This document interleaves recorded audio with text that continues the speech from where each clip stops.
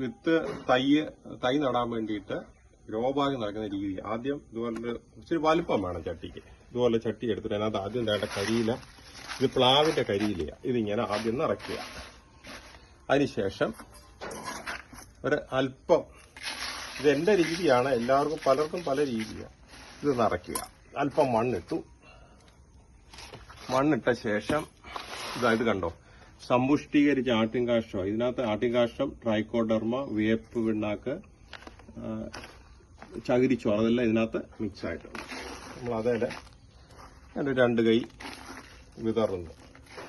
ഇതൊന്ന് ചെറുതിങ്ങനെ അമക്കണം. അതിനുശേഷം നമുക്കിത് വേപ്പൻ പിണ്ണാക്കാണല്ലോ, ഇത് വേപ്പൻ പിണ്ണാക്കിന്റെ പൊടിയാണ് കണ്ടോ. ഇതിങ്ങനെ അല്പം വിതറി. അതിനുശേഷം ഇത് മീറ്റ് പ്രൊഡക്റ്റ് ഓഫ് ഇന്ത്യയുടെ എല്ലുപൊടിയാണ്. സാധാരണ എല്ലുപൊടി ഇടരുത്, എനിക്ക് യാതൊരു പ്രയോജനവും ഇല്ല, ഇത് വില കൂടുതലാണ്. ഇതിടുക.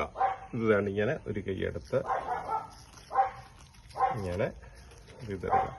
ശേഷം നമ്മൾ വീണ്ടും, ഇത് ഉണങ്ങിയ മണ്ണാണ്, അതായത് ഏതാണ്ട് 5 ദിവസത്തോളം നല്ല വെയിലിൽ ഉണങ്ങിയ മണ്ണാണ്. ഇപ്പം മണ്ണിട്ട് കൊടുക്കുക. മണ്ണിട്ട് ഇങ്ങനെ ഒന്ന് പ്രസ് ചെയ്യണം.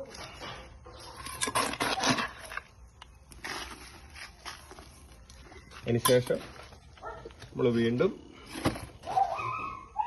ആട്ടിൻ കാഷ്ടം, കരിയിലുള്ളവർക്ക് വീണ്ടും അത് ഇടുകയോ ഒക്കെ ചെയ്യാം. ഇങ്ങനെ ഇട്ടു, അല്പം എല്ലുപൊടി ഇട്ടു, വീണ്ടും അല്പം വേപ്പൻ പിണ്ണാക്ക് ഇട്ടു. അതിനുശേഷം ചകിരിച്ചോറോ അല്ലെങ്കിൽ മണ്ണോ ഇങ്ങനെ ഇട്ട് കൊടുക്കും. അതിനുശേഷം ഇങ്ങനെ ചെറിയ കുഴി ഉണ്ടാക്കുക. ഇങ്ങനെ കുഴി ഉണ്ടാക്കി നമുക്ക് വഴുതന നടാം. 1-2 എണ്ണത്തിൽ കൂടരുത് കണ്ടോ. ഇതിപ്പോ ഞാൻ ഒരെണ്ണം നടുന്നത്. ഒരു വഴുതന വെച്ചു.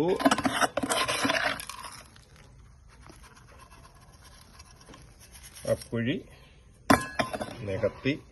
അതിനുശേഷം ഒരല്പം എല്ലുപൊടി ഇടുക. വേപ്പിനിയും വേണമെന്നില്ല. പിന്നെ പൊടിയിടുക.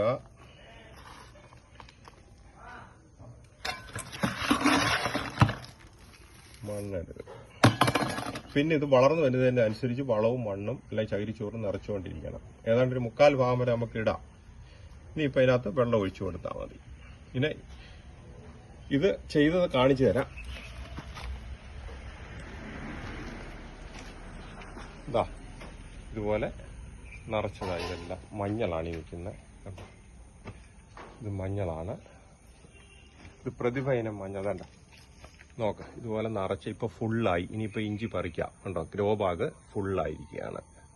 ഇതിനകത്ത് ലിക്വിഡ് വളങ്ങണം ഇപ്പം ഞാൻ ഒഴിച്ചു കൊടുക്കുന്നത്. ഇതാണ് കണ്ടോ, ഇതെല്ലാം ഇഞ്ചി വിളവായി ആകാറെ കണ്ടോ, മുകളിലോട്ട് ഇഞ്ചി വളർന്നു വന്നിരിക്കുന്നത്. ഇതുപോലെ നിറച്ചാൽ ഇതുപോലെ വലിയ ഇത് കണ്ടോ, നല്ലൊരു വിളവ് ഇതിനകത്തുനിന്ന് ലഭിക്കും. കണ്ടോ, ഇത് ഞാൻ ജൈവ വളം മാത്രം ഇടുന്നുകൊണ്ടാണ് കണ്ടോ മണ്ണിര ഇതിനകത്ത് വന്നേക്കുന്നത്. കണ്ടോ.